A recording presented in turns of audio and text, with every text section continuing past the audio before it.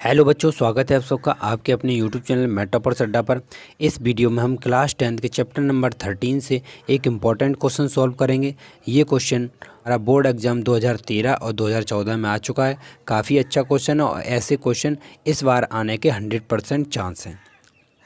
तो question start करने से पहले मैं कहना चाहूँगा, अगर आप चैनल पर नए हैं तो प्लीज़ चैनल को सब्सक्राइब कर लीजिए, वीडियो को लाइक और शेयर ज़रूर करें।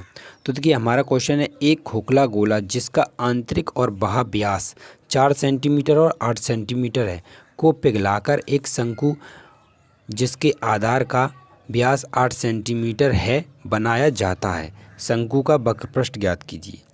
एक हमारे पास खोखला गोला है, उसको पिघलाकर शंकु बनाया जाता है। आप जानते हैं जब एक चीज़ पिघलाकर कोई दूसरी चीज़ बनाई जाती है तो दोनों का आयतन बराबर होता है। ये आपको अच्छे से पता होगा, मैं समझता हूँ।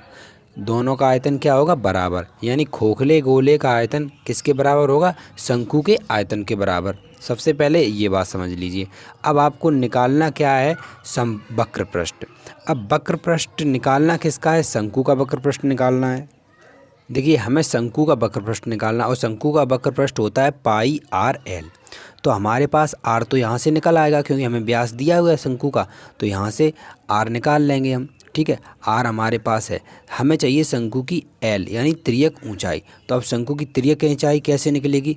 ये हमें जो कुछ दिया गया है यहाँ से निकलेगी शंकु की तिर्यक ऊंचाई। तो सबसे पहले हम क्या करते हैं कि हम एक खोखले गोले को पिघलाकर एक शंकु बना रहे हैं, तो हम दोनों का आयतन निकाल के उनको बराबर करते हैं।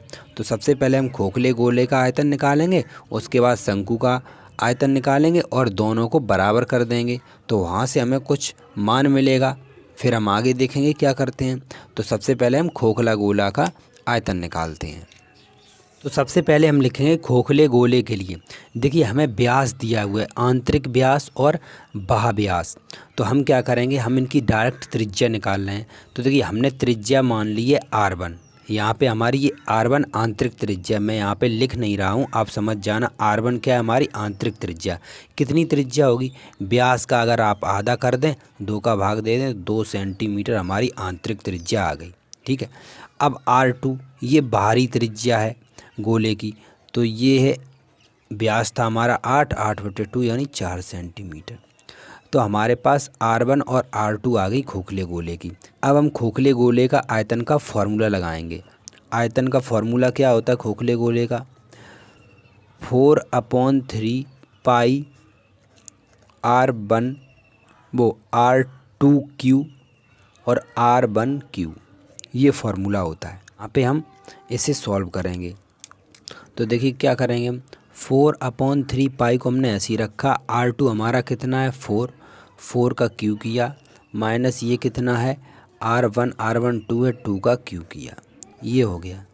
तो 4/3 पाई R की 4 की घात 3 है, से 64 आएगा। अब 2 की घात 3 है, ये 8 आएगा। अब इसे हम सॉल्व कर देंगे, ये आपका 56 आ जाएगा। अब इन दोनों को गुणा कर दीजिए आप। 56 और 4 का गुणा करेंगे तो ये आपका आएगा 224 पाई, ये रहा आपका, और बटे 3 सेंटीमीटर क्यूब। ये आपका खोखले गोले का आयतन निकला 224 पाई बटे 3 सेंटीमीटर क्यूब। ये हमारे खोखले गोले का आयतन आ गया।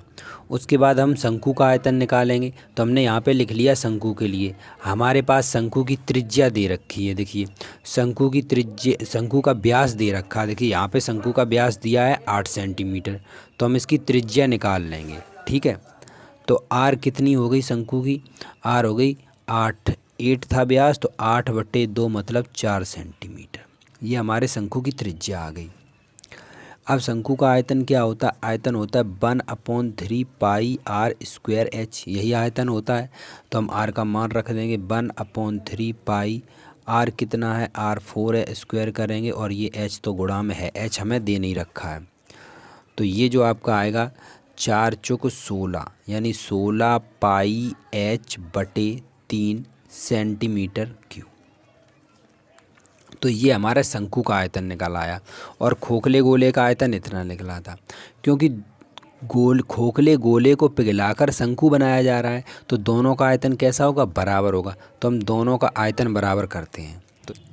तो दोनों का हमें आयतन बराबर करना है, तो हमने लिखा प्रश्नानुसार खोखले गोले का आयतन बराबर शंकु का आयतन। अब खोखले गोले का आयतन जो हमारा निकला था वो निकला था 224 पाई बटे 3 और बराबर शंकु का आयतन निकला था हमारा 16 पाई h बटे 3।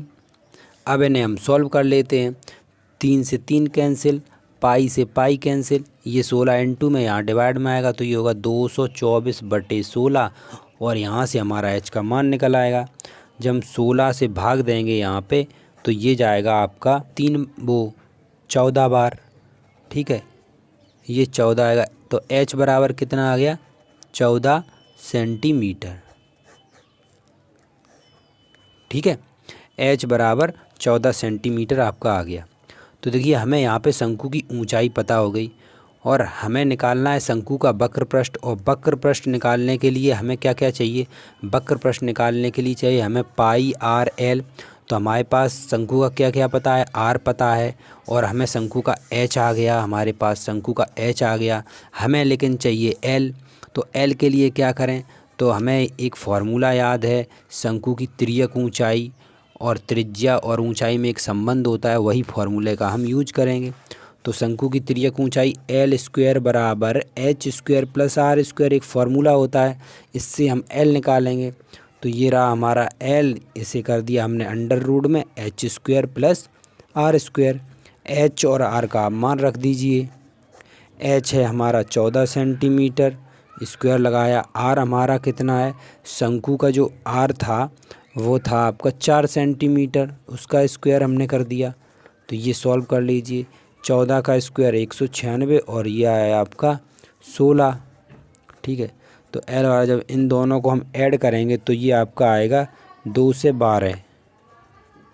2 से 12 अगर हम इसे अंडर रूट से बाहर निकालें, इसे गुणनखंड करके, तो ये आपका 2 बाहर आएगा, अंडर रूट में 53 रहेगा सेंटीमीटर, ठीक है। ये आपकी एल आ गई। अब निकालते हैं हम शंकु का वक्र पृष्ठ जो हमें प्रश्न में पूछा गया।